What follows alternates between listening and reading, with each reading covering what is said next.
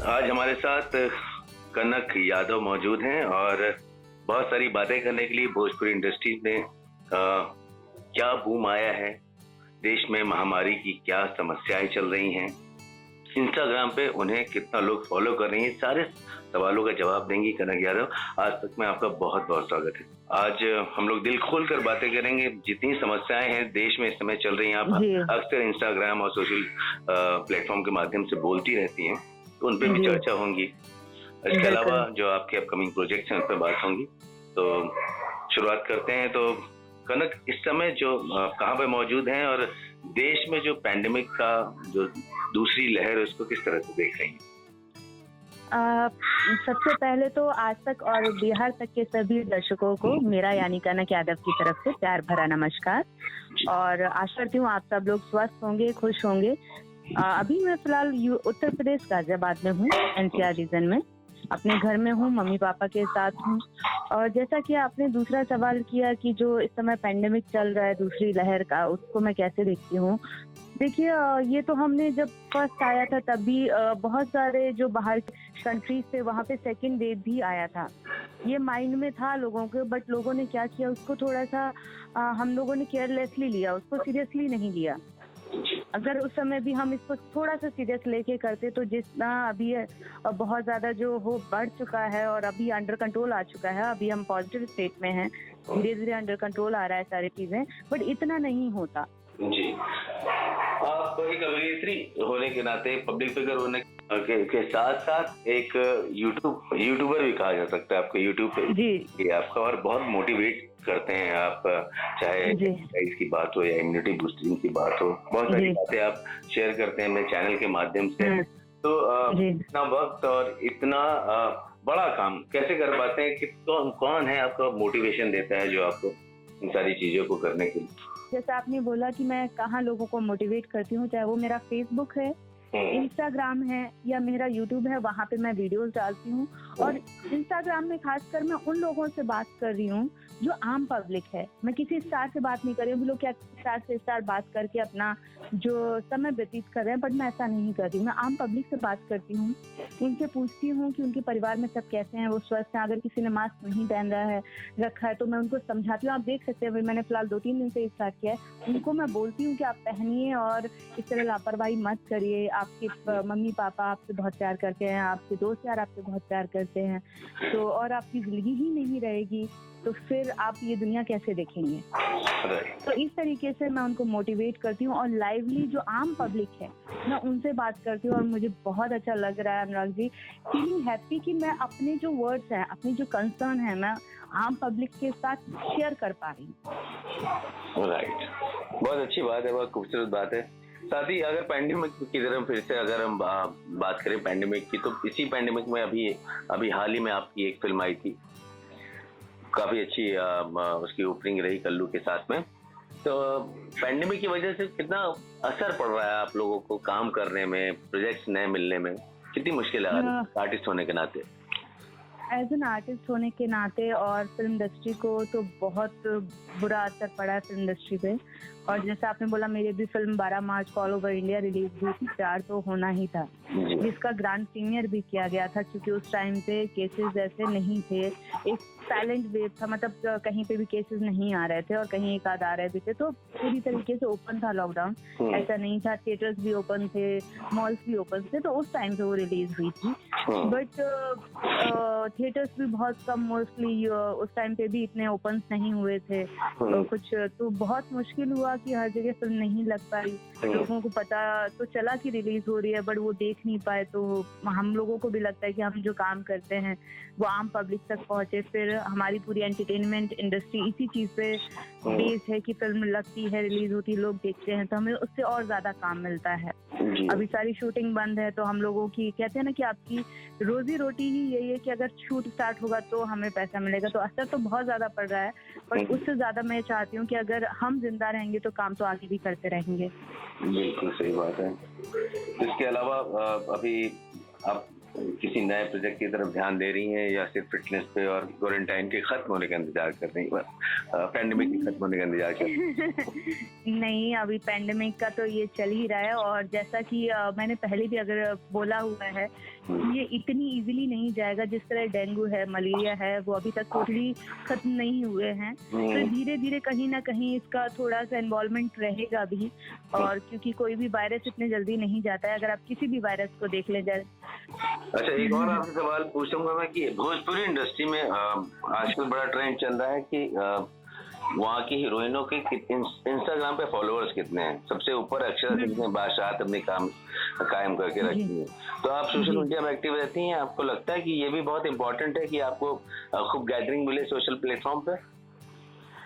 नहीं, जैसे पहले तो मैं इतना एक्टिव नहीं रहती थी कि मैं सिर्फ पोस्ट डाल देती, लोगों से इतना इंटरेक्ट नहीं करती थी। बट नहीं, ये ज़रूरी है आपको क्योंकि हम एज ए सेलिब्रिटी हैं, लोगों से कनेक्ट रहना उनसे बहुत ज़रूरी होता है। वो कोई भी प्लेटफॉर्म हो, फॉलोअर्स अगर होते हैं तो हमारी बात ज़्यादा से ज़्यादा लोगों तक पहुंचती है। और ये बहुत ज़रूरी है एज एन आर्टिस्ट कि आप लोगों से इन्वॉल्व रहें, और ये हमारे लिए बेनिफिट है। तो ये एक अच्छा स्टेप है। फिलहाल मैंने ये इसी लॉकडाउन में ही सीखा है कि नहीं यार, हमें कनेक्ट रहना चाहिए, क्योंकि अगर हम उनसे कनेक्ट नहीं रहेंगे तो हम अपनी बात उन तक कैसे पहुंचाएंगे। बिल्कुल सही बात। भोजपुरी फिल्म इंडस्ट्री में आप एक मेल और एक फीमेल एक्टर का नाम बताइए जिसको आप आइडल मानती हो, जिसको आप कभी थोड़ा बहुत भी फॉलो करती हो। देखिए, मैं अगर आइडियल मानूंगी जिनको एज एन मेल की, क्योंकि मैं भोजपुरी इंडस्ट्री से एज इट इज़ नहीं हूँ अनुराग जी, मैं हिंदी सीरियल्स और फिल्म ज़्यादा की हैं, तो और मैं एनसीआर रीजन से ही हूँ। बट मैं आइडियल मानूंगी रवि किशन जी को, क्योंकि उन्होंने वो एज एन आर्टिस्ट अगर आप देखेंगे वर्सटाइल एक्टर हैं। उन्होंने साउथ में भी काम किया, उन्होंने हिंदी में भी काम किया, उन्होंने भोजपुरी में भी काम किया। उनके ऊपर कोई टैग नहीं है कि he is a Bhojpuri artist और he is a South Indian artist. वो ऐसा होना एक आर्टिस्ट के लिए बहुत जरूरी होता है जिसके ऊपर कोई टैग ना हो, जो हर जगह काम करे, क्योंकि वो एक कलाकार है और कलाकार की सीमाएं नहीं होती हैं। तो मुझे रवि किशन जी उसमें बहुत सही एक एग्जाम्पल लगते हैं, जिन्होंने एक रीजनल हीरो होने के बावजूद भी, भोजपुरी इंडस्ट्री के हीरो होने के बावजूद भी हर जगह अपने अच्छे से मुकाम हासिल किया है। कहीं पे भी आज राजनीति में भी अच्छा कर रहे हैं। और दूसरे प्लेटफॉर्म पे मानूंगी जो अच्छा कर रहे हैं वो हैं रानी चटर्जी जी। भी काफ़ी उन्होंने मेहनत की है, वो चाहे वो सीरियल हो चाहे वेब सीरीज हो, वो लगी रहती हैं और कभी हार नहीं मानती हैं। और ये मुझे अच्छा लगता है किसी भी इंसान के ऊपर कि आप अपने ऊपर डेडिकेटेड हैं और आप सब जगह काम कर रहे हैं। एक कलाकार के लिए बहुत बड़ी बात होती है। बहुत बड़ी बात है। रवि किशन जी से अभी मेरी हाल ही में बात हुई थी 2-4 दिन पहले ही, तो ये कह रहे थे कि मैं अभी एक पार्टी का जन प्रतिनिधित्व कर रहा हूँ, लेकिन सांसद भी हूँ, लोगों का प्यार भी मिला है, लेकिन मेरा जो ऑक्सीजन है वो एक्टिंग है, वो भोजपुरी इंडस्ट्री है। तो मैं एक्टिंग क्यों छोड़ूंगा, क्योंकि एक्टिंग छोड़ूंगा तो मेरे अंदर से ऑक्सीजन खत्म हो जाएगा। जिस तरह लोग बाहर तड़प रहे हो, मैं अंदर से तड़पूंगा। तो ये उनका कहना है। इतना डेडिकेशन जो है वो अभी भी इंडस्ट्री के लिए बरकरार है, चाहे वो भले ही 24 घंटों में 12 घंटे या 15 घंटे समाज सेवा में बिता रहे हो इन दिनों खासतौर। जी जी जी जी नहीं, मैं तो यही कहना चाहूंगी कि अगर कोई इंसान समाज सेवा में आया, पॉलिटिक्स मतलब समाज सेवा, हम लोगों के लिए काम करते हैं तो हमें उस पर प्रॉपर्ली ध्यान देना चाहिए।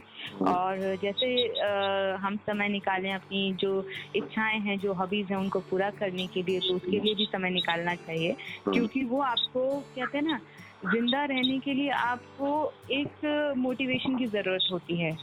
तो जब इंसान कलाकार होता है, उसके जिंदा रहने के लिए उसको फिल्म में जब वो काम करता है, किसी भी एंटरटेनमेंट इंडस्ट्री में काम करता है, तो उसको वो खुशियाँ मिलती हैं। वो खुशियाँ जो होती हैं एनर्जी देती हैं। तो ये बहुत अच्छा है कि वो दोनों जगह ध्यान दे रहे हैं इस मुश्किल घड़ी में। मैं इसको मुश्किल ही हर बार जब पेंडेमिक का नाम होता है तो मैं मुश्किल ही बोलता हूँ, क्योंकि बहुत सारे परिवार, बहुत सारी फैमिली अफेक्टेड हैं इससे।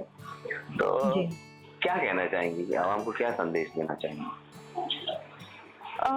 इस पैंडेमिक की सिचुएशन में? खैर, मैं ये बोलूँगी कि हर जगह नेगेटिविटी तो फैल ही रही है, बट पॉजिटिव बात ये है जो सबसे पहले मैं बोलूँगी, उसके बाद मैं और भी चीज़ें बोलूँगी। पॉजिटिव बात ये है कि हमारी जो सिचुएशन है रिकवरी की, वो बहुत अच्छी है according to our population. If you like, अगर आप मैथमेटिक्स में इसको कंपैरिजन करेंगे तो जितनी ज़्यादा हमारी पॉपुलेशन है उसके अकॉर्डिंग हमारी जो रिकवरी रेट है वो दैट इज 96%। तो अगर हमें इस कोरोना से दूर रहना है और हॉस्पिटल से दूर रहना है तो हमें 3 चीज़ें को फॉलो करनी पड़ेंगी। सबसे पहले आप मास्क ज़रूर पहने, अच्छी क्वालिटी का मास्क पहने। दूसरा, अपने साथ एक सैनिटाइज़र रखिए कि किसी भी चीज़ को अगर आप छूते हैं तो पहले उसको सैनिटाइज कर दीजिए ताकि उसके बैक्टीरिया मर जाएं।